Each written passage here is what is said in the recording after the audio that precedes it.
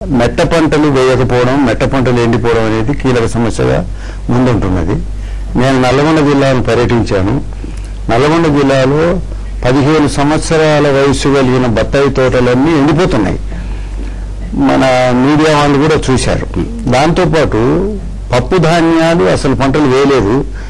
ఎక్కడైనా కాస్తో కూస్తో వేస్తే అవన్నీ ఎండిపోయినాయి. ఇక పప్పు ధాన్యాల మీద మనం ఆశ పెట్టుకునే సమస్య లేదు. ఇప్పుడు వర్షాలు పడ్డా మనం పప్పు ధాన్యాలు వేయాం. జొన్న, ఆముదాలు, వేరుశనగ ఈ పంటలు కూడా వేయలేదు.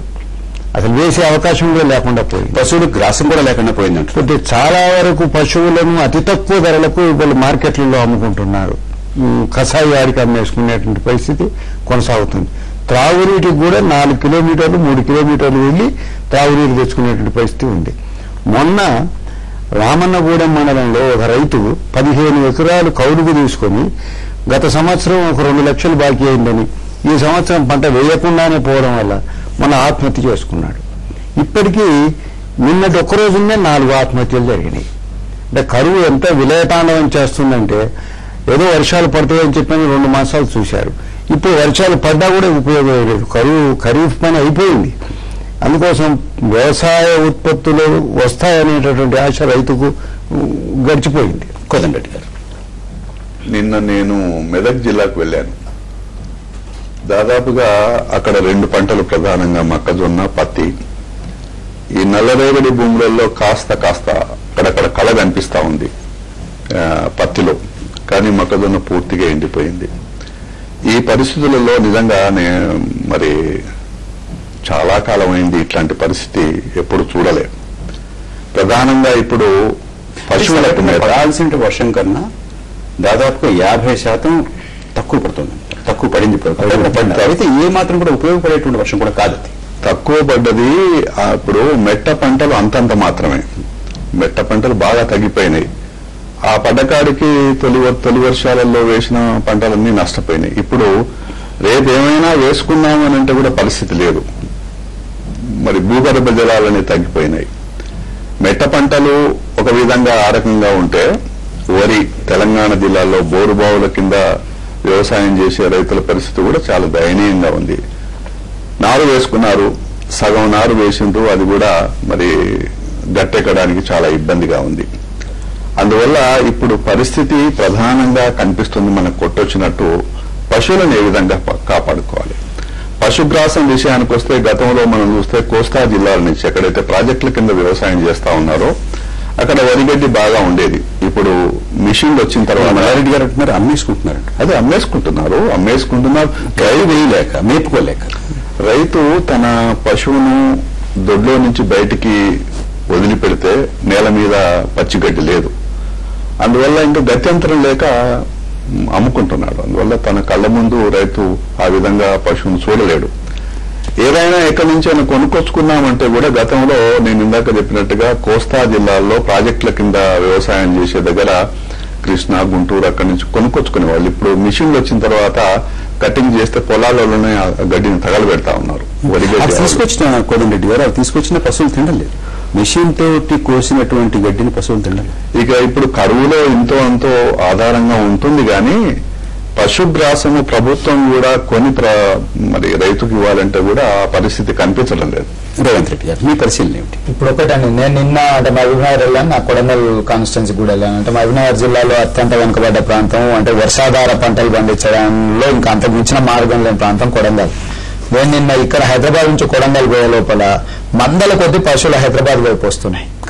కబేలాలకు దారవుతున్నాయి. అంటే ఇంతకుముందు ట్రాఫిక్ ఎప్పుడైనా లారీలో, బస్సులో, కారులో అడ్డం వచ్చేటి, కానీ ఇప్పుడు ట్రాఫిక్ అడ్డం అంతా పశువులు అడ్డం వస్తున్నాయి, కబేలాలకు తరలిపోతున్నాయి. దీని విషయంలో ప్రభుత్వం సీరియస్ గా ఆలోచన చేయాల్సిన అవసరం ఉంది. ఈ రోజు ప్రభుత్వం చెప్తున్నది అంటే వ్యవసాయ పంటలు పండకపోయినా ఉపాధి హామీ కూలీ పనులు ఇస్తున్నాం, రైతులు లేకపోతే వీళ్ళందరూ ఊర్లు మొత్తానికి ఉపాధి హామీ కింద కూలీకి వెళ్ళి బతుకుతున్నారని చెప్తారు. వాస్తవమే. ఒకవేళ మీరు కొనుక్కోవడానికి ప్రభుత్వం నిల్వలు ఉన్నాయంటున్నాం, మనం ఏమైనా కొనుక్కోవడం.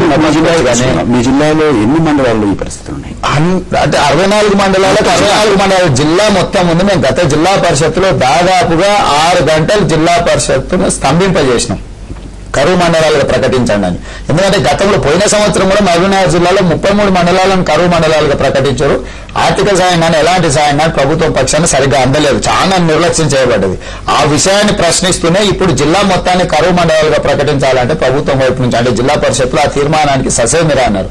మేము ఒకటే అడుగుతున్నాం ప్రభుత్వాన్ని, మనుషులకు ఏదో రకంగా కొనుక్కోవడానికో ఆర్థికంగా బాగున్న వాళ్ళు కొనడమో లేకపోతే అప్పు ఇవ్వడమో ఏదో ఒకటి జరిగి బతికే పరిస్థితి ఉంది. పశువుల పరిస్థితి అప్పులు పుట్టట్లేదు, కాస్తో కూస్తే ఏదైనా పుట్టే అవకాశం ఉన్న పశువుల విషయానికి వస్తే అంతకంటే దారుణంగా ఉన్నది. అసలు పశువులకు సంబంధించింది మనం 4 రోజులు ఇవాళ నీళ్లు లేకపోయినా మినరల్ వాటర్లో అయినా డబ్బులు పెడితే కొనుక్కొని తాగి బతుకోవచ్చు. లేకపోతే నువ్వు అప్పు లేకపోతున్నావు, లేకపోతే హోటల్లో లేకపోతే ఉపాధి హామీలో వెళ్తే కూలీ డబ్బులు ఇంకేమైనా తీసుకొని మనుషులు బతికే అవకాశం ఉందేమో. కానీ పశువుల పరిస్థితి చాలా దారుణంగా ఉంది. గ్రామాలలో ఒక రైతు విలువ అతనికి ఉండే పశువులను బట్టి పాడిని బట్టి గౌరవం ఉంటుంది. ఈ రోజు గ్రామాలలో మన పరువుకు సంబంధించిన తలమానికమైన పశువులను ఈ రోజు తెగనమ్ముకోవాల్సి వస్తుంది. రాష్ట్రం మొత్తం మీద ఎన్ని మండలాల్లో ఈ పరిస్థితి ఉండొచ్చు? మొత్తం 950 మండలాలలో ఈ పరిస్థితి కనీసం ఉంది. మిగతా మండలాల్లో కూడా వర్షాలు పడడం వల్ల కాదు, కాస్త ఈ డెల్టాలో అక్కడక్కడ ఇప్పుడు నీరు వదులుతున్నారు, నాట్లేస్తున్నారు. ఇది తప్ప ఒక 3 జిల్లాలు ఉత్తర కోస్తా జిల్లాలు మాత్రమే నార్మల్ వర్షపాతం ఉన్నదని రికార్డులు చెప్తున్నాయి. కానీ అక్కడ కూడా విజయనగరంలో అసలు మెట్ట పండ్లన్నీ కూడా దెబ్బతిన్నాయి. కానీ వర్షం ఒకేసారి బోర్న కురవడం వల్ల అది లెక్క పెట్టి నార్మల్ కిందికి వచ్చింది. కానీ అది కూడా ఉపయోగం లేదు.